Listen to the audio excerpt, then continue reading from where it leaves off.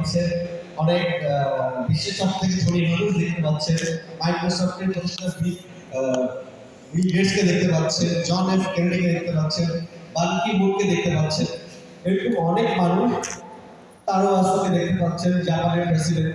So এরকম অনেক মানুষ এখানে আছেন যারা জেসিআই সাথে সম্পৃক্ত ছিল।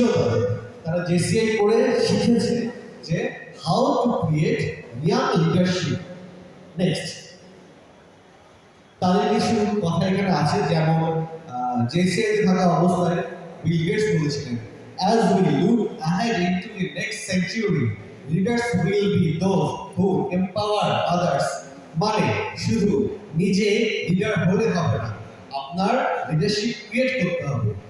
নেক্সট, আমরা জেসিআই তে 4টা প্রায়োরিটি বেস কাজ করি।